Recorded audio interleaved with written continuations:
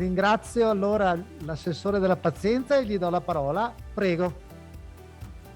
Assolutamente nessuna pazienza, è un piacere, anzi io mi scuso con voi per non aver potuto seguire l'intero momento. Devo dire che il presidente Boschetto mi aveva molto sollecitata e con piacere data l'importanza. Io però stamattina avevo concomitante l'inaugurazione di una scuola secondaria di primo grado in una piccola parte, un piccolo comune della Pedemontana, dove larga parte degli interventi fatti sono stati figli di donazioni di imprese, moltissime artigiane, che si sono occupate di far arrivare strumentazione tecnica, di avere rapporti di relazioni con il senso della comunità che vede la scuola come un investimento.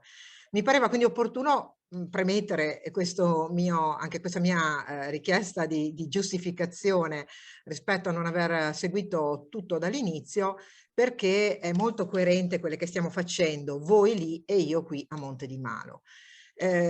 Tuttavia è significativo per me portare non solo il saluto della Regione, ma anche un cenno di grande condivisione di questa progettualità. Come diceva il Presidente Boschetto, con cui da tempo ci confrontiamo insieme alla Confartigianato delle diverse province, ma regionale, ci stiamo interrogando su come riuscire ad affrontare quei temi che anche il direttore Pettenuzzo ha elencato brevemente, che sono strategici per per due ragioni. La prima è per rendere sempre più competitivo e attrattivo il nostro intero ecosistema. Le imprese sono parte dell'ecosistema, la scuola ne è centrale, è il perno.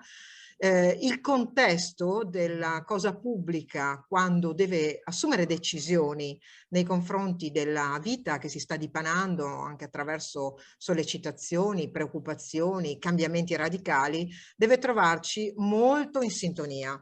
Il lavoro che noi facciamo come Regione del Veneto, in particolare il mio assessorato, occupandomi di istruzione, formazione e lavoro, quindi l'arco della vita di quella persona a cui tendiamo di dare buone opportunità di vita che diventano buone opportunità di comunità, perché il nostro dire, il nostro fare è inteso affinché i nostri ragazzi possano domani essere bravi imprenditori, bravi collaboratori, bravi creatori di dinamiche economiche e non che se ne debbano andare all'estero pensando che qui non ci sia lo spazio, la strada, il modo.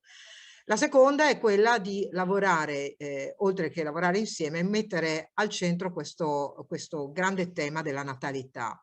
Dobbiamo dirlo e sollecitarlo ogni qualvolta ne abbiamo una opportunità, perché non è un problema d'altri, è un problema nostro, non è solo così prendendo la sintesi dell'intervento che ho sentito, quindi la coda dell'intervento dell'imprenditore, dice ho bisogno di lavoratori, abbiamo bisogno tutti di umanità che diventi poi il capitale umano, la leva su cui l'Italia fa la differenza, le nostre imprese convinte come sono.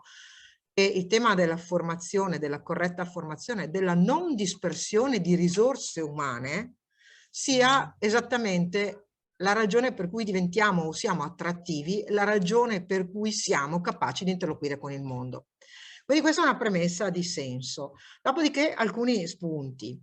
Il primo è che a me sembra molto opportuno che la tradizione che ha la Confartigianato di essere innervata nel nostro territorio ovunque, nei piccoli comuni, nei grandi, nelle dimensioni economiche del nostro Veneto, diventi sempre di più un buon rapporto strutturato con le scuole.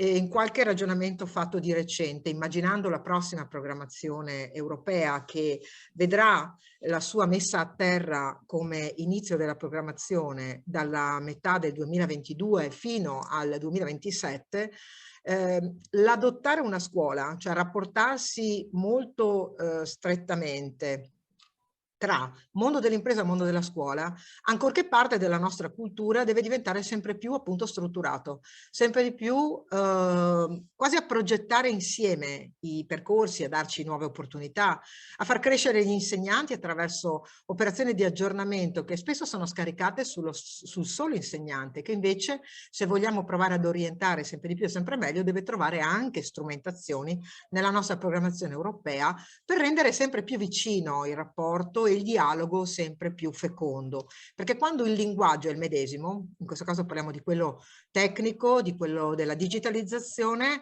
è evidente che l'impresa che ha una velocità straordinaria perché deve stare alla competizione globale, perché deve stare nel mondo, e le nostre imprese sono, anche quando sono piccole, anche quando sono del mondo dell'artigianato, sono comunque inserite in una filiera estremamente internazionalizzata e di grande respiro. E quindi è evidente che il linguaggio oggi deve essere il più possibile aggiornato al mondo dell'impresa. E chi può aiutarci se non il mondo dell'impresa stessa? Ma possiamo scaricare sul mondo dell'impresa tutto questo? No, ecco che la cerniera, la cinghia di trasmissione, per esempio dell'utilizzo delle buone risorse europee programmate dalla regione, deve servire a questo, deve fungere a questo. E le associazioni datoriali ne diventano un elemento di collante. Infine noi abbiamo delle scuole molto aperte, molto capaci di ragionare con il mondo delle imprese. Non è ovunque così, è figlio della nostra tradizione, della nostra cultura, che è esattamente quella della scuola. La scuola non è un elemento estraneo, anzi la scuola è il senso stesso dell'inizio della storia di una comunità. E quindi avere insegnanti, dirigenti che aprono le porte all'impresa, che si confrontano con le associazioni datoriali, che ne rilevano gli stimoli e le fanno diventare programmi grandemente innovatori, beh, questo ci dice anche perché le nostre scuole sono valutate tra le migliori d'Italia. Non lo dice mica l'assessore all'istruzione, lo dicono le osservazioni terze di tutti i sistemi di valutazione. Il più importante, quello che maggiormente conosciamo, è l'OCSE PISA, quindi anche sulla valutazione delle materie, della matematica e della scienza, che sono prodromiche alla tecnica e alla tecnologia. Bisogna collegarle tutto, dalle scuole elementari addirittura alle scuole materne. Alcuni test importanti, alcuni docenti molto significativi. La professoressa Lucangeli, maestra in questo di didattica e di educazione, ci dice che quando noi riusciamo a insegnare con il sorriso, con la gioia, noi apprendiamo di più. La matematica si deve insegnare così, la tecnica e la tecnologia così, la cultura del lavoro così, con gioia, perché è bello lavorare, è bello apprendere la matematica, è bello trovare strumenti nuovi. Il nostro cervello è fatto in maniera geniale, perché Dio è geniale, e ciò che ci reca dolore lo allontaniamo. E allora dobbiamo interrogarci quando, ad esempio, non riusciamo ad avere buone performance di lavoro, di studio o in alcune materie, perché forse è il modo con cui noi insegniamo che non funziona.